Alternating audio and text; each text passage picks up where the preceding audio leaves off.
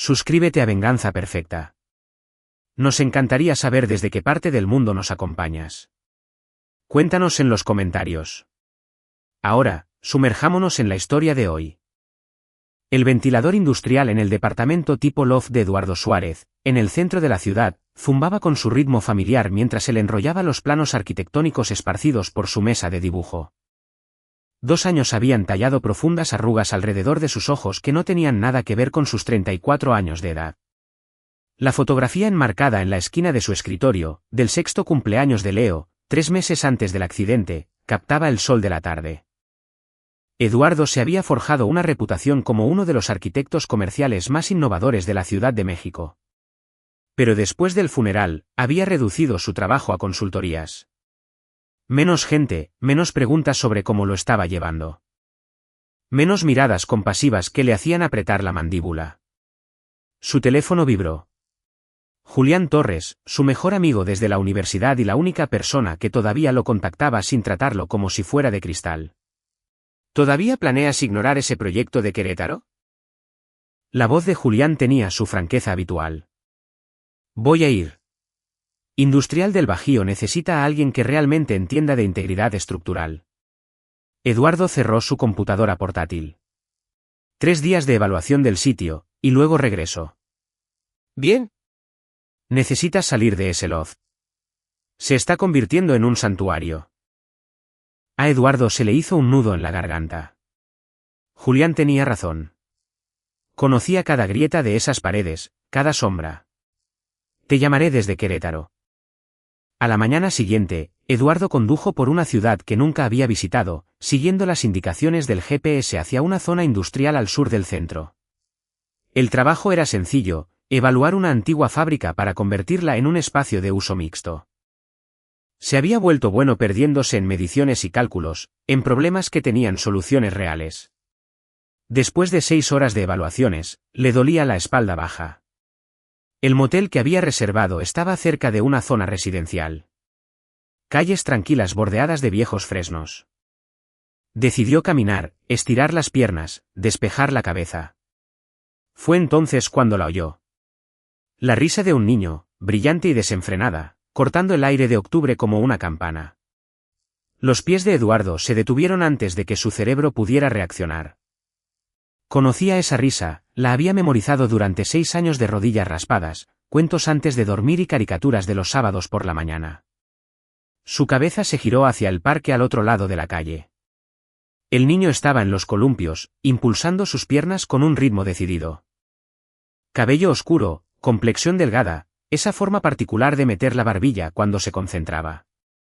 La visión de Eduardo se agudizó. El niño se movió y Eduardo lo vio. La pequeña marca de nacimiento en su cuello, justo debajo de la oreja izquierda. Una mancha de vino de Oporto, apenas del tamaño de una moneda de 10 centavos.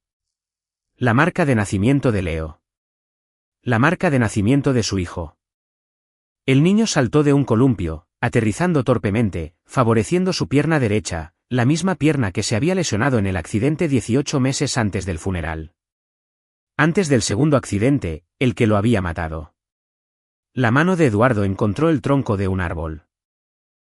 Sus rodillas amenazaron con ceder. Leo, ten cuidado. La voz de una mujer, aguda por la preocupación maternal. Patricia Ramírez salió de detrás de una banca, moviéndose hacia el niño con una velocidad sorprendente para una mujer de 60 y tantos años. La abuela de Leo, la ex-suegra de Eduardo, la mujer que había sollozado durante todo el funeral, que se había aferrado al ataúd cerrado y se había lamentado por su pobre angelito. La misma mujer que ahora sostenía la mano de su hijo supuestamente muerto.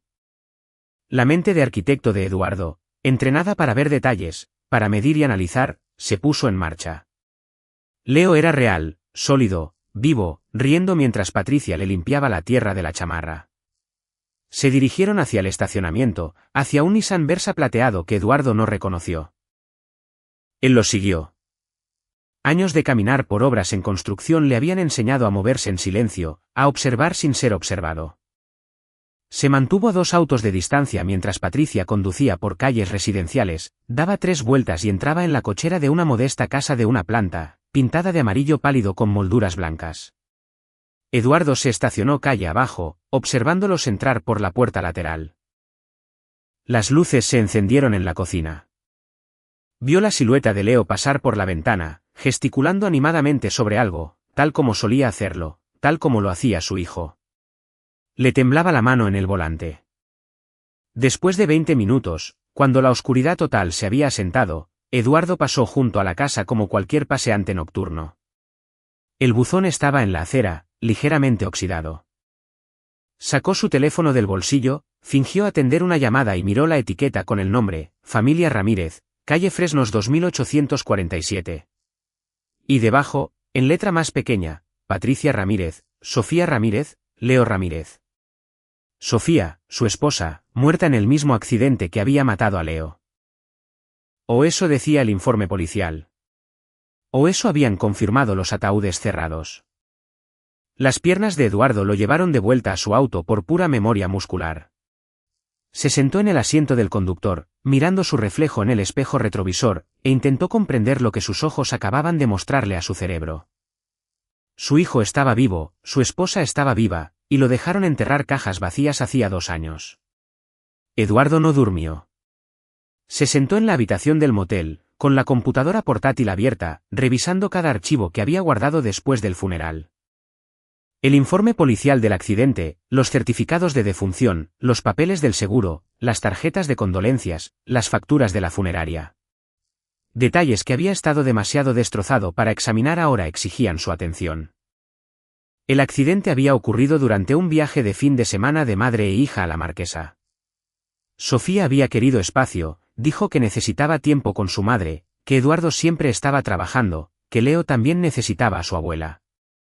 Él había aceptado porque estaba terminando el proyecto de la Plaza del Río, trabajando jornadas de 18 horas, tratando de demostrar que todavía podía mantener a su familia después de que su padre lo desheredara por casarse con esa chica Ramírez. Regresaban un domingo por la noche. Un testigo informó que un automóvil se desvió en una carretera de montaña, rompió una barandilla y se precipitó a un barranco. Fuego. Los registros dentales habían confirmado las identidades porque los cuerpos estaban demasiado quemados para una identificación visual. Excepto que ahora Eduardo se daba cuenta de que los registros dentales podían ser falsificados, los cuerpos podían ser identificados erróneamente, y él había estado tan destruido por el dolor, tan eviscerado por la pérdida, que había firmado cualquier papel que le pusieron enfrente. Abrió su teléfono, buscó el número de Julián y se detuvo. ¿Qué le diría? Oye, creo que mi esposa y mi suegra, que están muertas, fingieron sus muertes y secuestraron a mi hijo. Sonaba a locura. Quizás estaba loco. Quizás el dolor finalmente había roto algo fundamental en su mente. Pero había visto a Leo, había tocado el tronco de ese árbol con manos firmes. Había leído ese buzón con ojos claros. Eduardo abrió Facebook y buscó la cuenta de Sofía. Seguía activa pero privada. La última actualización era de hacía 3 años, con publicaciones de condolencias de amigos. La cuenta de Patricia estaba desactivada. Probó en LinkedIn, Instagram, Twitter. Nada. Abrió una nueva búsqueda, como fingir la muerte en México. 3 horas más tarde, mientras la luz del amanecer se colaba por las cortinas del motel, Eduardo tenía una teoría funcional. Los cuerpos en el auto habían sido reales, pero no eran su familia. Desconocidos de alguna parte, colocados en ese vehículo. Patricia tenía dinero. Dinero de la vieja familia, del negocio manufacturero de su difunto esposo. Se había enfurecido cuando Eduardo y Sofía se casaron, convencida de que él iba tras la herencia que planeaba dejarle a su hija. ¿Pero por qué? ¿Por qué fingir sus muertes? ¿Por qué hacerlo pasar por ese funeral, ese dolor, esos meses de querer morir él mismo? Eduardo se levantó y caminó por la pequeña habitación. Su mente trabajaba el problema como un desafío de ingeniería estructural. Descartar suposiciones. Analizar los hechos que soportaban la carga. Hecho, Leo estaba vivo y vivía con Patricia y Sofía en Querétaro. Hecho, habían sido declarados muertos hacía 2 años. Hecho, alguien había cobrado un seguro de vida. Él había recibido un pago por Sofía y Leo. Casi 16 millones de pesos que seguían intactos en una cuenta porque gastarlos se sentía como aceptar que se habían ido. Hecho, su padre había muerto 3 meses antes del accidente. El testamento había sido impugnado. Su hermana se había quedado con la mayor parte, pero se había establecido un fideicomiso para Leo. 46 millones de pesos, accesibles cuando Leo cumpliera 18 años o si Eduardo moría, en cuyo caso irían al tutor legal de Leo. Patricia siempre había resentido ese fideicomiso. Había argumentado que Sofía debería administrarlo. Había llamado al padre de Eduardo un viejo bastardo manipulador. Las piezas comenzaron a encajar como un plano que finalmente cobra sentido. Eduardo tomó su chamarra y se dirigió de nuevo a la calle Fresnos. A la luz del día, el vecindario se veía diferente. Céspedes cuidados, camionetas familiares, porterías de fútbol en las cocheras. La casa amarilla necesitaba persianas nuevas y el techo mostraba su edad. Eduardo se estacionó a 3 casas de distancia, con una vista clara de la entrada. A las 7:45, la puerta lateral se abrió. Leo salió primero, con la mochila rebotando, dirigiéndose hacia un autobús escolar amarillo que esperaba en la esquina. El corazón de Eduardo se detuvo. Su hijo subió los escalones del autobús, se giró y saludó a alguien dentro de la casa. El mismo saludo que siempre le había dado a Eduardo antes de ir a la escuela. Sofía apareció en la puerta. Incluso desde esa distancia, Eduardo la reconoció. El cabello más corto ahora, rubio en lugar de castaño, pero la misma postura, la misma forma de cruzar los brazos. Vio cómo el autobús se alejaba y luego volvió a entrar. Eduardo esperó 15 minutos y luego se acercó a la casa de al lado. Una mujer mayor estaba recogiendo su periódico. Cabello blanco y con rulos. Buenos días, saludó Eduardo, mostrando su sonrisa más profesional. Estoy buscando propiedades en la zona. ¿Cuánto tiempo llevan viviendo los Ramírez al lado? La mujer se animó. Oh, unos 18 meses. Una familia encantadora. Patricia ha sido una bendición para la vigilancia vecinal. Su hija, Sofía, es un poco callada. Es muy reservada. Pero el pequeño Leo es un encanto. Parecen establecidos. ¿Se mudaron de muy lejos? Patricia mencionó Morelos, ¿o fue Hidalgo? De algún lugar del sur. Dijo que necesitaban un nuevo comienzo después de perder a su familia. Muy trágico. Eduardo mantuvo una expresión neutral. Bueno, han llegado a un buen vecindario. Gracias por su tiempo. Regresó a su auto, subió y se quedó muy quieto. Habían establecido una coartada. Nueva ciudad, nuevas identidades, el mismo apellido porque Patricia probablemente tenía una identificación legítima. Leo estaba inscrito en la escuela, probablemente con documentos falsos. Y les contaron a los vecinos la verdad justa, perder a su familia, para explicar cualquier inconsistencia. Su teléfono sonó. El cliente de Querétaro. Señor Suárez, estamos listos para su recorrido de la tarde cuando usted lo esté. Eduardo cerró los ojos y forzó su voz para que sonara firme. Estaré allí en 1 hora. Tenía un trabajo que terminar, pero más importante aún, tenía una vigilancia que planear, una investigación que llevar a cabo y una trampa que construir. Porque si Patricia y Sofía pensaban que podían robarle a su hijo y vivir tranquilamente a 3 horas de distancia, subestimaban gravemente al hombre que intentaron enterrar. Eduardo Suárez había pasado 2 años aprendiendo a funcionar a través de un dolor devastador. Ahora canalizaría esa misma disciplina en algo completamente diferente. Paciencia, planificación y precisión. Eduardo extendió su estancia en Querétaro a 1 semana, citando preocupaciones estructurales adicionales en el almacén. Alquiló un auto diferente, un sedán gris discreto, y estableció una rutina de vigilancia. Por las mañanas, en la cafetería con vista a la parada del autobús. Por las tardes, trabajando desde su computadora portátil en el parque donde había visto a Leo por primera vez. Por las noches, estacionado calle abajo de Fresnos, documentando las idas y venidas. Surgieron patrones. Leo asistía a la primaria Ribera del Río, lo recogían todos los miércoles para lo que parecía ser terapia física.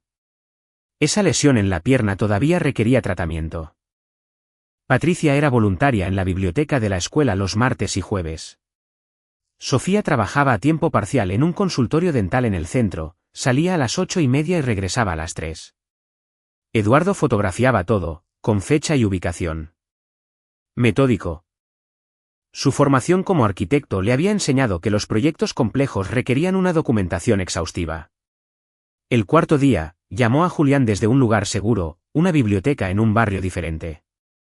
Necesito que hagas algo sin hacer preguntas todavía, dijo Eduardo en voz baja. Eso suena siniestro. Realiza una verificación de antecedentes. Patricia Ramírez, 62 años, anteriormente de la Ciudad de México. Averigua si ha cobrado algún seguro de vida en los últimos 2 años. Silencio. Luego, Eduardo, ¿qué está pasando? No puedo explicarlo todavía. ¿Puedes hacerlo? Sabes que sí. Dame 24 horas. Julián llamó a la medianoche. Por Dios, Eduardo, ¿qué encontraste? Dime tú primero. Patricia Ramírez cobró 2 pólizas. Una por su hija, Sofía Ramírez de Suárez, por 6 millones de pesos. Otra por su nieto, Leo Suárez.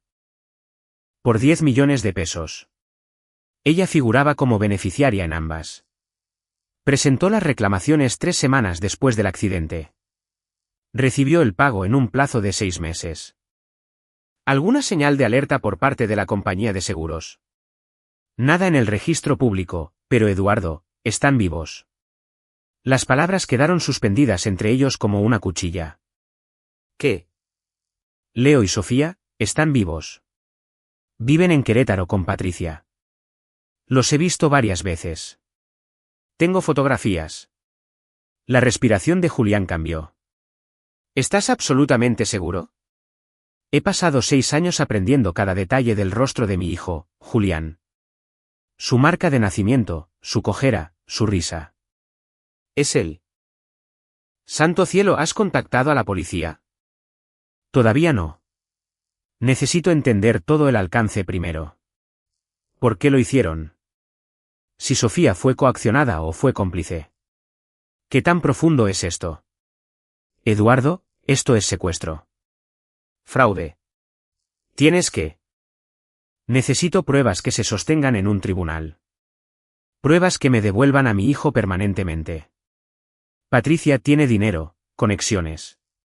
Si voy a la policía a medias, tendrá abogados enterrando esto en papeleo antes de que pueda parpadear. Entonces déjame ayudarte. ¿Qué necesitas? Eduardo cerró los ojos, sintiendo la primera esperanza real que había experimentado en 2 años. Necesito que investigues las finanzas de Patricia. Silenciosamente. Averigua a dónde fue el dinero del seguro, qué otras cuentas tiene, cualquier compra o transferencia grande. Necesito saber si está planeando algo más. Tendré que pedir algunos favores. Quizás contratar a un contador forense extraoficialmente. Te pagaré lo que cueste. Eduardo, escúchame. Sé inteligente con esto. No te acerques a ellos. No los confrontes. No hasta que tengamos todo alineado. Lo sé.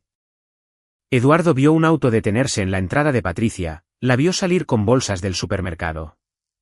Confía en mí, Julián. He aprendido a tener paciencia.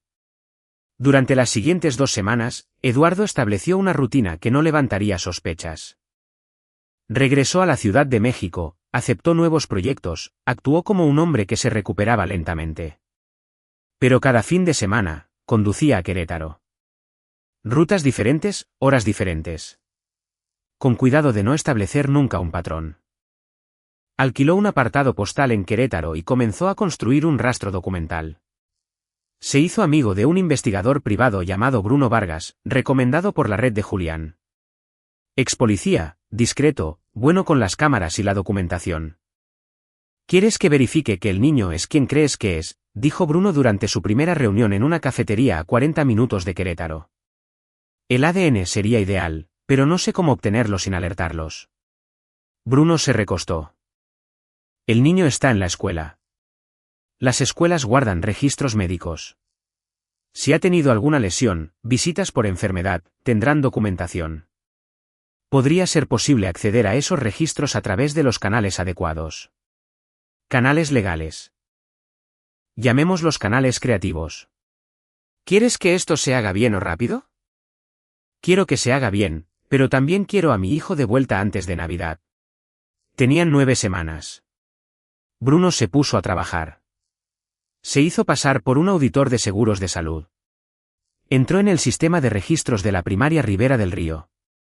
Encontró el expediente de Leo. Los contactos de emergencia listaban a Patricia Ramírez como tutora. El historial médico mostraba una lesión en la pierna derecha por un accidente en un parque hacía 2 años. La misma lesión de antes de la supuesta muerte. Ni siquiera se molestaron en crear una nueva historia, dijo Bruno, deslizando los documentos copiados sobre la mesa hacia Eduardo. Perezosas, arrogantes. Ambas cosas. Eduardo estudió los papeles. ¿Y el ADN? El niño tiene una botella de agua en su mochila. La usa todos los días en el recreo. Puedo conseguir una muestra de los objetos perdidos de la escuela. Los niños las dejan olvidadas todo el tiempo. Si me das algo con tu ADN, puedo hacer que un laboratorio realice una comparación extraoficialmente. 2 días después, Eduardo proporcionó una muestra de cabello. Una semana después, Bruno le entregó una carpeta. 99.9% de probabilidad de relación paternal. Es tu hijo, señor Suárez. Legal, científica e innegablemente. Las manos de Eduardo temblaban al sostener el papel. La prueba. La prueba irrefutable. ¿Ahora qué?, preguntó Bruno. Ahora averiguo por qué hicieron esto, y me aseguro de que nunca puedan volver a hacerlo. La contadora forense de Julián, una mujer astuta llamada Nidia Navarro que había trabajado en casos de fraude para la Fiscalía General de la República, entregó su informe por correo electrónico encriptado. Eduardo lo leyó en su loft, y cada línea hacía que su mandíbula se tensara más. Patricia Ramírez abrió 3 cuentas nuevas en los 6 meses previos al accidente, todas en bancos de Morelos. Transfirió fondos de sus cuentas personales, aproximadamente 8 millones de pesos, a estas cuentas, y luego movió el dinero a través de una serie de sociedades de responsabilidad limitada.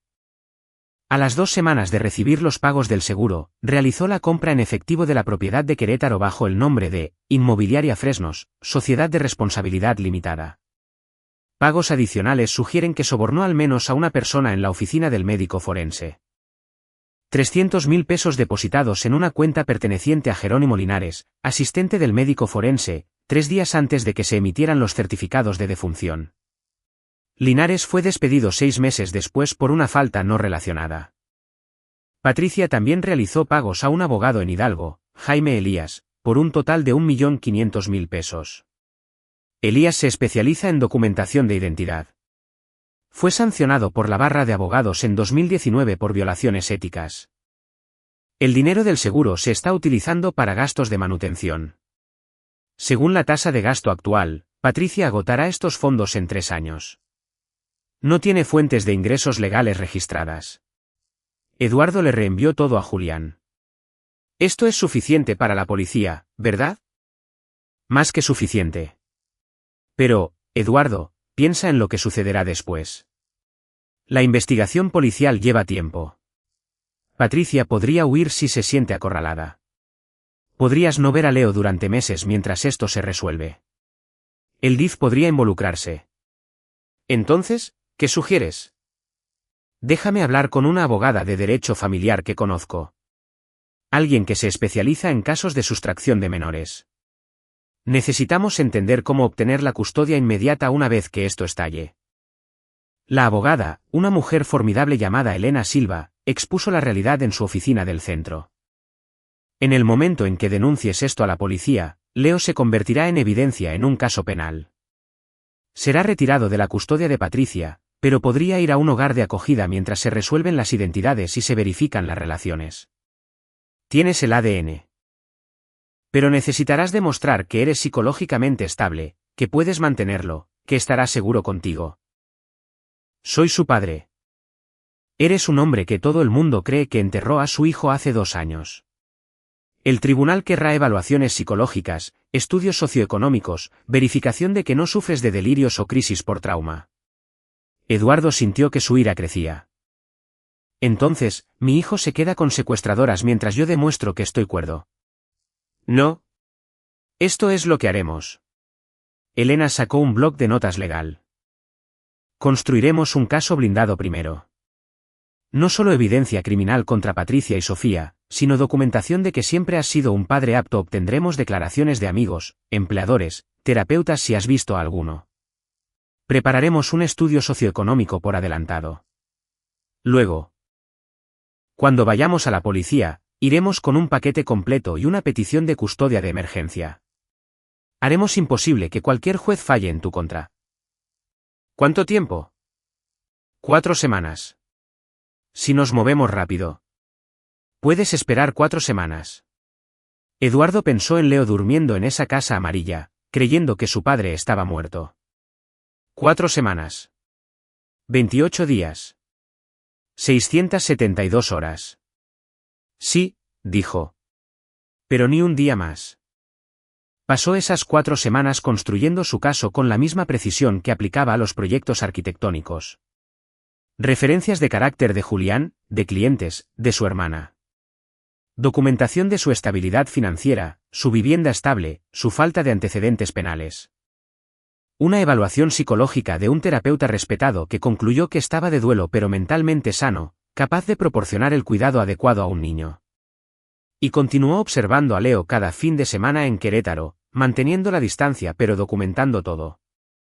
Vio a su hijo jugar fútbol, mal pero con entusiasmo. Lo vio caminar hacia el autobús escolar con la mochila rebotando. Lo vio reír con otros niños en el parque. Lo único que impedía a Eduardo irrumpir en esa casa y llevarse a Leo por la fuerza era el conocimiento de que hacerlo lo convertiría en el criminal. Que necesitaba la ley de su lado. Necesitaba que todo fuera perfecto e irrefutable. Un jueves por la tarde, 26 días después de haber visto a Leo por primera vez en ese parque, Eduardo notó algo que le heló la sangre. Patricia estaba cargando maletas en la cajuela del Nissan. Llamó a Bruno de inmediato. Están empacando varias maletas. Podrían ser unas vacaciones o están huyendo. ¿Puedes verificar si han sacado a Leo de la escuela? 30 minutos después, la respuesta llegó. Su último día fue ayer.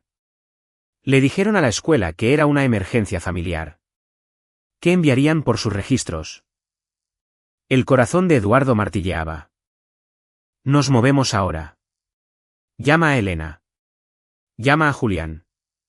Se nos acabó el tiempo. Esa noche, se desarrolló una operación coordinada. Elena presentó peticiones de emergencia ante el tribunal familiar. Julián entregó paquetes de pruebas exhaustivas a la oficina del fiscal del distrito y a la Fiscalía General de la República. El secuestro a través de fronteras estatales lo convertía en un delito federal. Bruno proporcionó fotos de vigilancia, cronogramas documentados, conversaciones grabadas. A las 6 de la mañana del viernes, la policía rodeó la casa amarilla en la calle Fresnos. Eduardo observaba desde un auto sin insignias con una agente federal llamada Renata Aro, quien había sido asignada al caso. Quédese aquí, dijo la agente Aro. Nosotros nos encargamos de esto. Los dedos de Eduardo se aferraron a la manija de la puerta. Ese es mi hijo ahí adentro. ¿Qué es exactamente la razón por la que necesita quedarse aquí? ¿Hacemos esto según las reglas o todo se desmorona? El golpe en la puerta. Patricia respondiendo, su rostro cambiando de la confusión al reconocimiento y al pánico animal al ver las insignias. Sofía apareciendo detrás de ella, poniéndose pálida. Los agentes entrando en la casa. Luego, Leo emergiendo en pijama, asustado y pequeño, y tan dolorosamente vivo que la visión de Eduardo se nubló. La voz de Patricia llegó a través del césped. No les escuches, Leo. Esta gente son mentirosos. Están tratando de... Señora, necesita dejar de hablar. El compañero del agente Aro, Francisco Valdés, se interpuso entre Patricia y el niño. Leo, está bien. Nadie te va a hacer daño. Solo necesitamos hacerte algunas preguntas. ¿Dónde está mi mamá? La voz de Leo, incierta y joven, rompiendo el corazón de Eduardo. Estoy aquí, cariño. Sofía intentó acercarse a él, pero un agente la detuvo. Sofía Ramírez, queda usted arrestada por secuestro, fraude y conspiración para cometer fraude. Tiene derecho a guardar silencio. La misma letanía para Patricia, cuyo rostro se había transformado en algo feo y acorralado. Leo comenzó a llorar. La mano de Eduardo estaba en la manija de la puerta antes de que la agente Aro le agarrara el brazo. Todavía no. Lo están llevando a la estación. El personal del DIF estará allí. Elena se encontrará contigo allí, pero no puedes acercarte a él hasta que hayamos completado las entrevistas y un juez lo autorice. ¿Está asustado? Lo sé, pero has esperado 2 años. Espera 2 horas más y haz esto bien. Esas 2 horas se sintieron más largas que todos los meses de duelo combinados. Eduardo se sentó en una sala de conferencias en la oficina de campo de la FGR mientras Leo era entrevistado en una sala adaptada para niños al final del pasillo. Elena se sentó a su lado, apretándole la mano de vez en cuando sus piernas comenzaban a moverse con demasiada ansiedad. Finalmente, la agente Aro entró. Señor Suárez, a Leo le han dicho quién es usted. Está confundido, molesto y no está seguro de qué creer. Toda su realidad acaba de hacerse añicos, pero ha aceptado reunirse con usted con un consejero presente. Eduardo se puso de pie, su cuerpo moviéndose sin pensamiento consciente. Elena lo estudió. Recuerda lo que hablamos. No lo abrumes. Deja que él guíe. Le han dicho que su padre estuvo muerto durante 2 años. Dale espacio para procesar. La habitación a la que lo llevaron parecía deliberadamente no amenazante. Iluminación suave, sillas cómodas, juguetes en los estantes. Leo estaba sentado en un pequeño sofá junto a una mujer vestida de manera informal que debía ser la consejera. Tenía los ojos rojos de llorar y las manos entrelazadas en su regazo.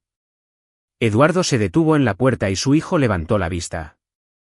Por un momento que se extendió como una eternidad, se miraron el uno al otro. Eduardo catalogó cada cambio. Leo era más alto, su rostro más anguloso, su cabello un poco más largo, pero los ojos eran los mismos. Esos seguían siendo los ojos de su hijo. Hola, Leo, dijo Eduardo en voz baja, su voz quebrándose a pesar de todos sus esfuerzos por controlarla.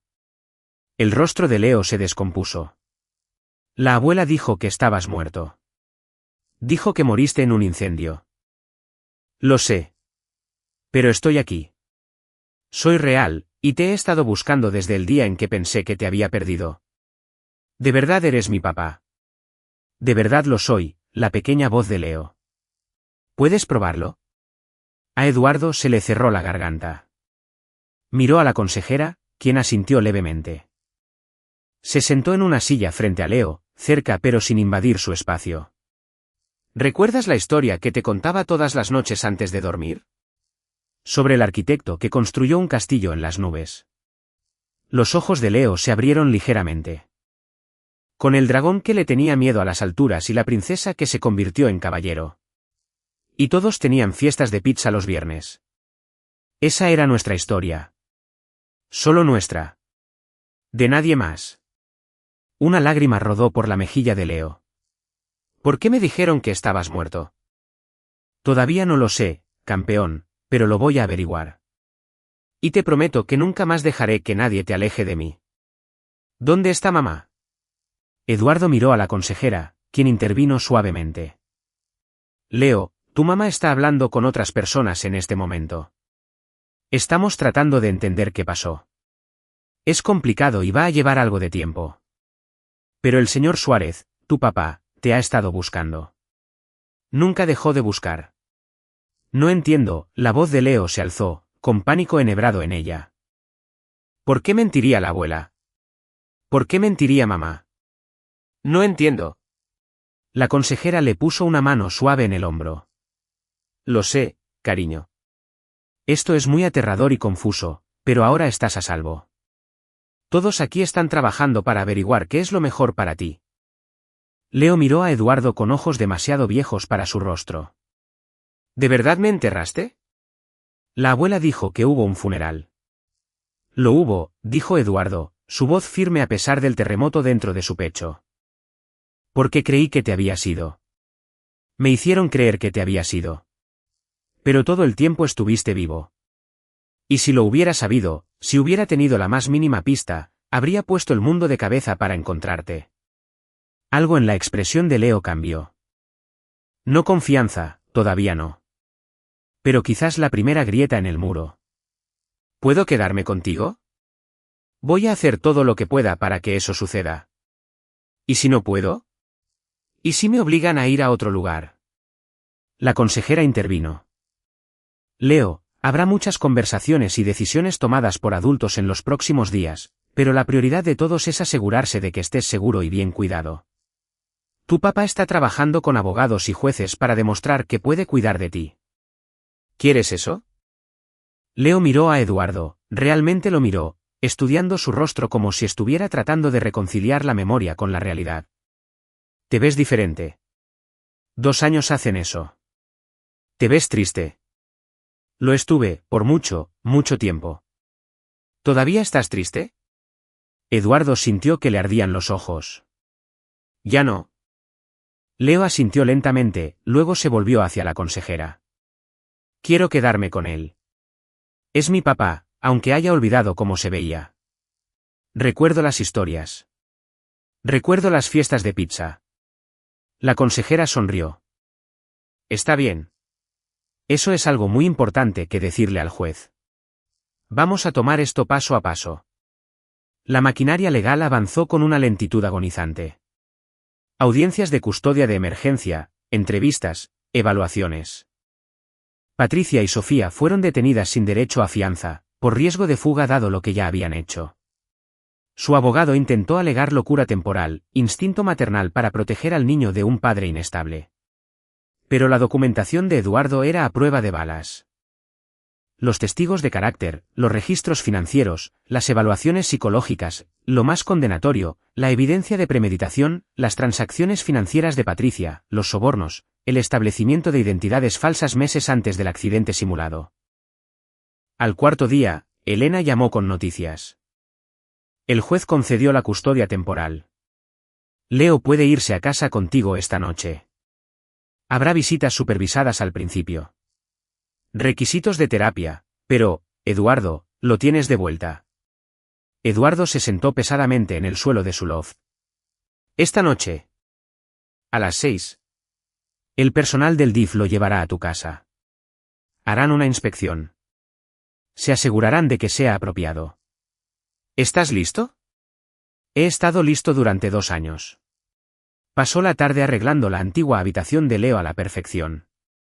La cama seguía allí, con sábanas limpias. Compró ropa nueva, Leo había crecido. Llenó el refrigerador con alimentos que esperaba que a su hijo todavía le gustaran. Volvió a poner los libros de cuentos en el estante, aunque Leo probablemente ya era demasiado mayor para ellos. A las 5:55, sonó el timbre. Leo estaba en el pasillo con su trabajadora social, agarrando una mochila y con una mirada aterrorizada. Eduardo se arrodilló a su nivel. Bienvenido a casa, campeón.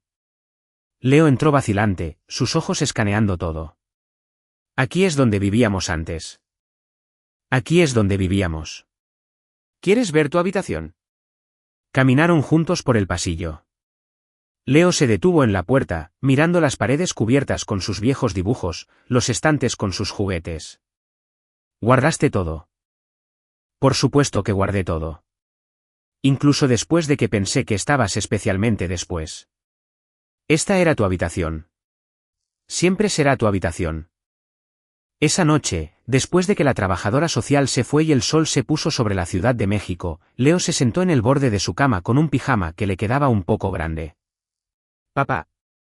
La palabra golpeó a Eduardo como una descarga eléctrica. Sí. ¿Me vas a contar la historia del arquitecto? Eduardo se sentó en el suelo junto a la cama, exactamente donde solía sentarse 6 noches a la semana durante 6 años. Había una vez, un arquitecto que soñaba con construir un castillo en las nubes.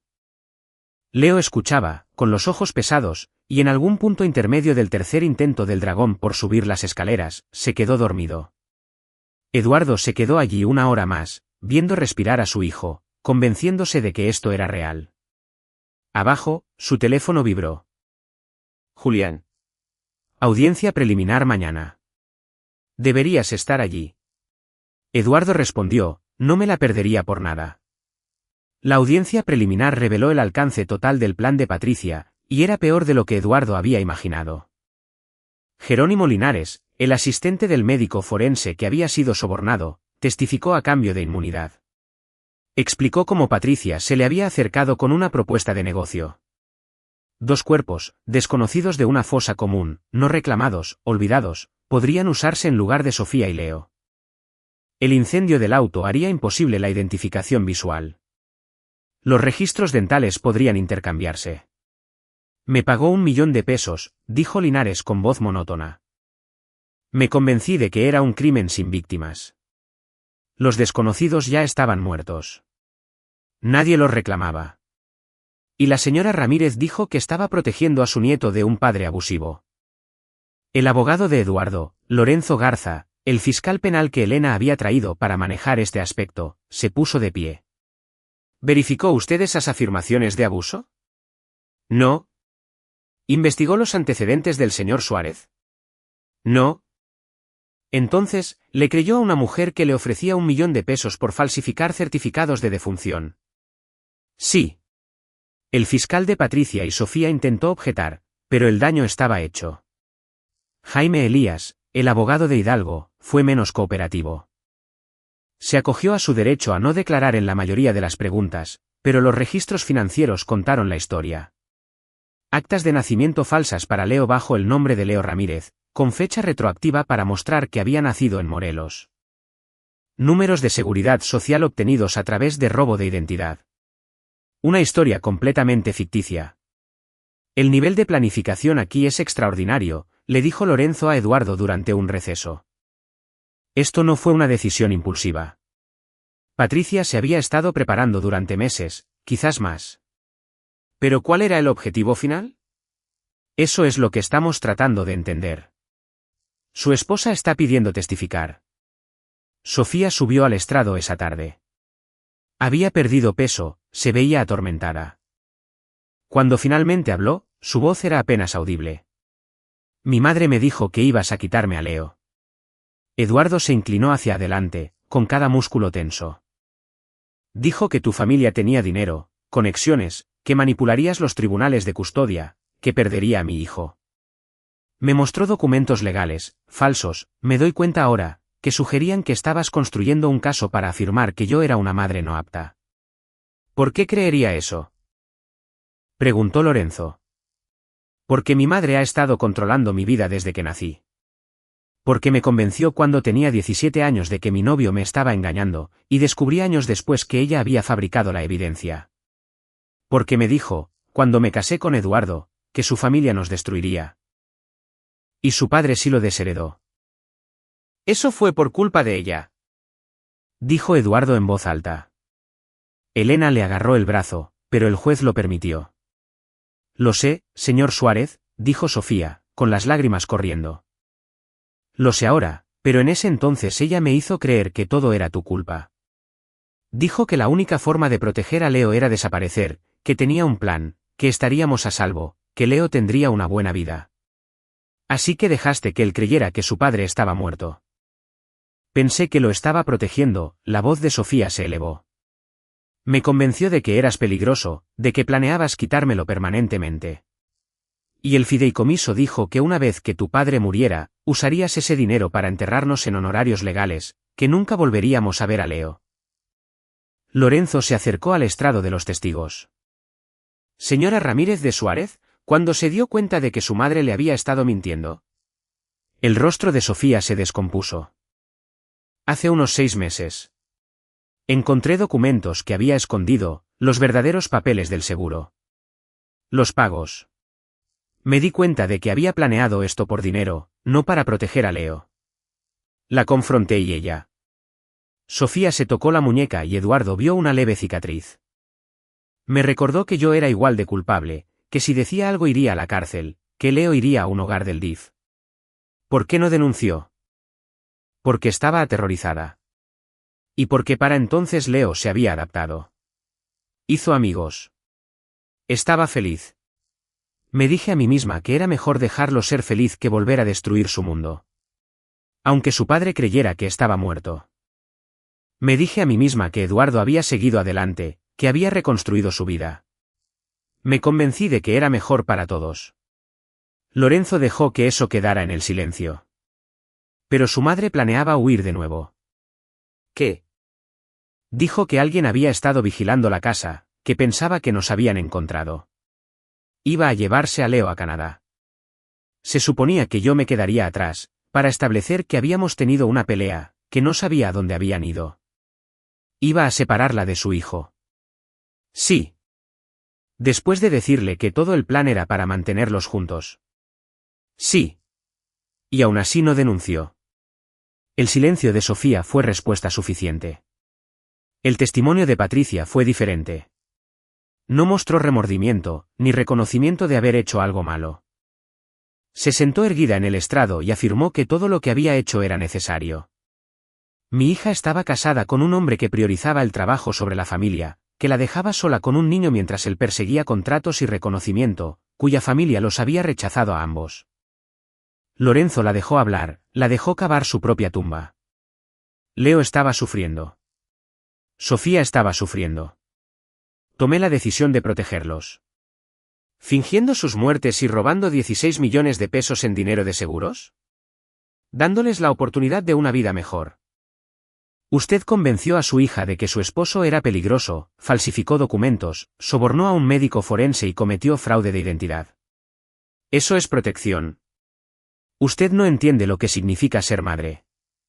Entiendo lo que significa ser una secuestradora, replicó Lorenzo. Su señoría, el Estado sostiene que Patricia Ramírez actuó con premeditación y malicia.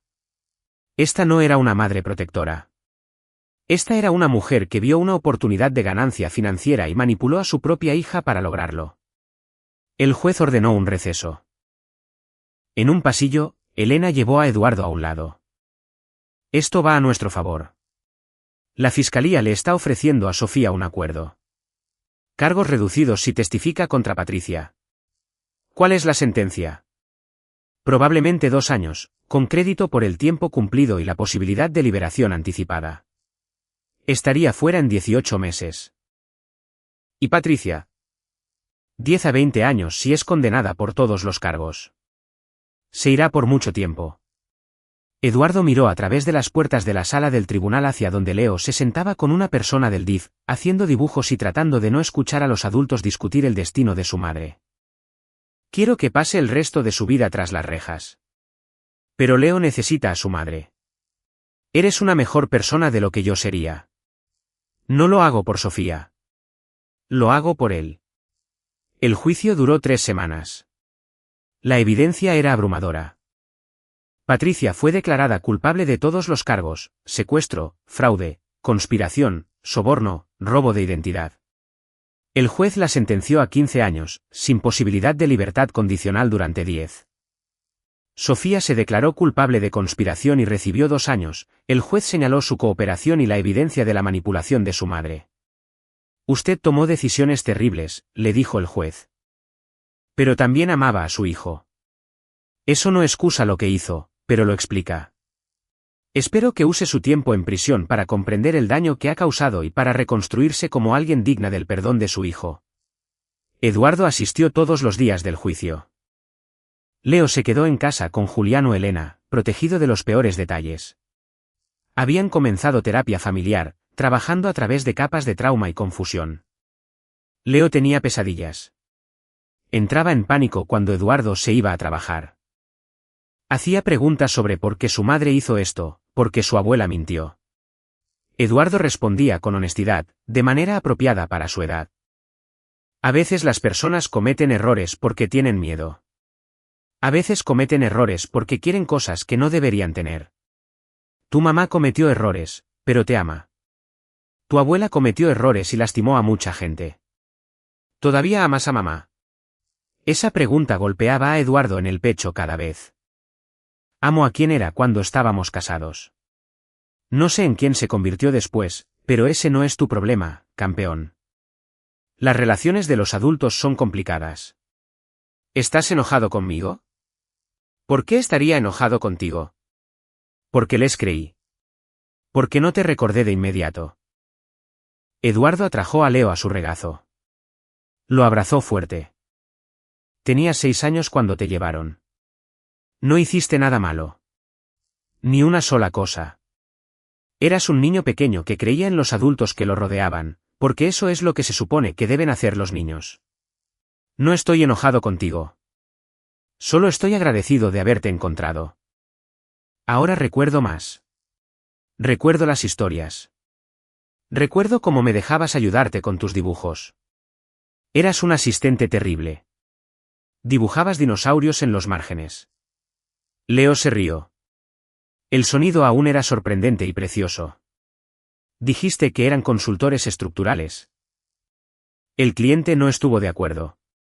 Estaban reconstruyendo, ladrillo por ladrillo. Algunos días eran más difíciles que otros. Pero Leo comenzó a llamarlo, papá, con más naturalidad, comenzó a dormir toda la noche con más frecuencia, comenzó a dibujar casas y edificios, arquitectos y dragones, y castillos en las nubes. 6 meses después de que terminó el juicio, Elena ayudó a Eduardo a solicitar la custodia exclusiva.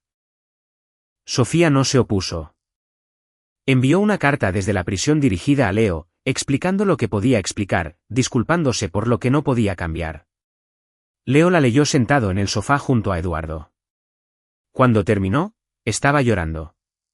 ¿Puedo responderle? Por supuesto. Tengo que perdonarla. No hasta que estés listo. Quizás nunca. Esa es tu elección. ¿Te enojarás si lo hago? Eduardo miró a su hijo, de 9 años ahora, convirtiéndose en alguien inteligente, reflexivo y amable a pesar de todo. Nunca me enojaré contigo por tener sentimientos. El amor no es simple, campeón. Las personas pueden lastimarnos y aún así podemos preocuparnos por ellas. Eso no te hace débil ni tonto. Te hace humano. Leo se apoyó en él. Me alegro de que me hayas encontrado. Yo también. Ese domingo, fueron al parque donde Eduardo había visto a Leo por primera vez. Ya habían estado allí antes, pero hoy se sentía diferente. Leo corrió hacia los columpios sin miedo, sin mirar por encima del hombro para ver si Eduardo todavía estaba allí. Eduardo se sentó en una banca y observó a su hijo jugar. Julián se unió a él, trayendo 2 cafés. Lo lograste, dijo Julián en voz baja. Lo logramos. Tú, Elena, Bruno, todos los que ayudaron. Pero tú eres el que no se rindió. La mayoría de la gente habría asumido que estaban perdiendo la cabeza. Confiaste en tus ojos. Confié en mi corazón. Mis ojos solo lo confirmaron. El abogado de Patricia presentó una apelación. Que lo hagan. No va a salir. ¿Y Sofía? Leo le está escribiendo cartas. Estamos haciendo visitas supervisadas una vez que la liberen. No la alejaré de él si él quiere una relación con ella, pero será en nuestros términos. Supervisado, con terapeutas involucrados. Julián asintió. Eso es generoso. Es estratégico. Si la excluyo por completo, Leo me resentirá cuando sea mayor. Si la dejo volver a su vida gradualmente, con límites, verá que estoy tratando de hacer lo mejor para él. Y tal vez Sofía realmente cambie. Tal vez la prisión la haga despertar. ¿De verdad crees eso? Eduardo observó a Leo columpiarse más alto, riendo mientras alcanzaba el cielo. Creo que la gente puede sorprenderte. Hace 2 años, enterré a mi hijo. Hoy, lo estoy viendo jugar. Si eso es posible, cualquier cosa lo es. Se sentaron en un silencio cómodo, el sol de otoño cálido en sus rostros. Leo finalmente corrió hacia ellos, sin aliento y manchado de hierba. Papá, ¿podemos ir por un helado? Claro. Triple chocolate con panditas. Eso es asqueroso, pero es tu estómago. Leo sonrió y agarró la mano de Eduardo. Mientras caminaban hacia el auto, Eduardo sintió que algo se asentaba en su pecho. No exactamente paz, pero el comienzo de ella. Su hijo estaba vivo. Su hijo estaba en casa. Y después de 2 años de un duelo que casi lo había destruido, Eduardo Suárez había aprendido que a veces lo imposible era solo lo improbable esperando a suceder. 1 año después, Eduardo estaba en la oficina de su firma de arquitectura. Ya no era solo un consultor, sino el propietario de Suárez y Asociados. Julián se había unido como socio, manejando el lado comercial. Acababan de ganar un contrato para un hospital infantil, superando a 3 firmas más grandes. El diseño presentaba elementos fantásticos, una torre que parecía tocar las nubes, elementos estructurales con forma de dragones y un diseño de jardín específicamente para niños que se recuperan de un trauma. Leo había contribuido con ideas durante las conversaciones en la cena, y Eduardo había incorporado cada una de ellas.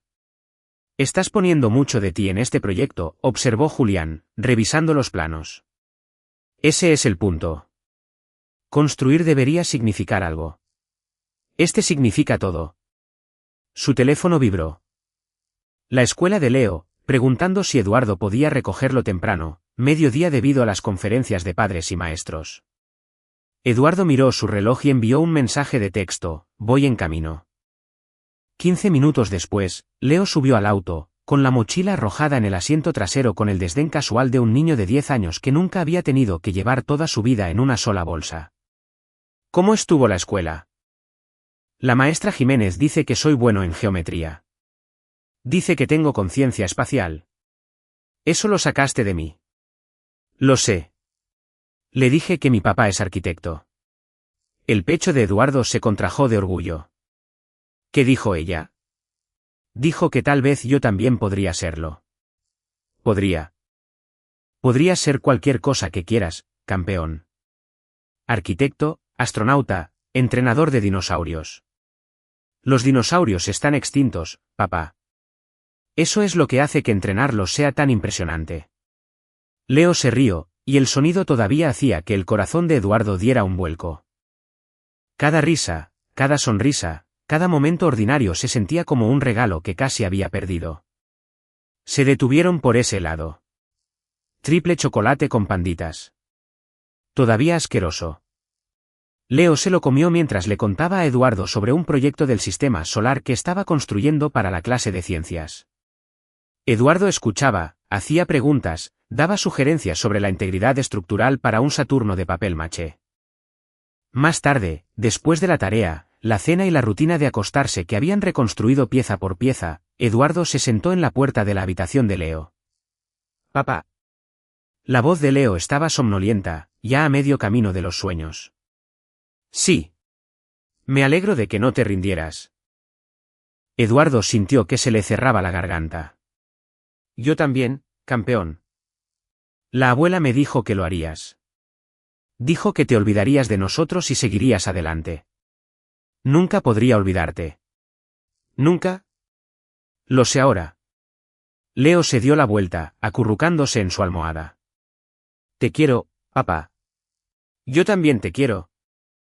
Eduardo se quedó allí después de que Leo se durmiera, viendo a su hijo respirar, contando las bendiciones que una vez pensó que estaban enterradas en una parcela de cementerio. Patricia cumplía su condena en una prisión federal. Sofía estaba en libertad condicional, viendo a Leo 2 veces al mes en visitas supervisadas donde intentaba reconstruir algo de los escombros que había causado. Y Eduardo estaba aquí, en su loft, escuchando a su hijo dormir profundamente en la habitación de al lado. Pensó en el momento, hacía 3 años, cuando había visto a Leo en ese parque. El momento en que todo su mundo se había puesto patas arriba. La decisión que tomó de confiar en sus ojos, de investigar, de construir un caso en lugar de irrumpir de forma imprudente. Paciencia, planificación y precisión. Esas 3 cosas que trajeron a su hijo a casa. No la ira, no la venganza, sino una determinación cuidadosa, metódica e implacable. Eduardo se levantó en silencio, cerró la puerta casi por completo, a Leo le gustaba una rendija de luz del pasillo, y caminó hacia su oficina. En la pared colgaba una foto enmarcada del mes pasado, Eduardo y Leo en la ceremonia de inauguración del hospital infantil. Ambos con cascos. Ambos sonriendo. Debajo, una cita que había elegido cuidadosamente: a veces, la mejor arquitectura no está en los edificios que diseñamos, sino en las vidas que reconstruimos. Su teléfono vibró. Elena enviaba un artículo sobre la apelación fallida de Patricia. La condena se mantuvo, 15 años, sin libertad condicional durante 10. Eduardo lo leyó una vez y luego borró la notificación. Patricia era el pasado. Leo era el futuro. Y Eduardo Suárez había aprendido la lección más difícil de su vida. Que a veces sobrevivir significaba soportar un dolor imposible. Y a veces ganar significaba simplemente negarse a dejar de luchar por lo que era tuyo. Su hijo estaba en casa.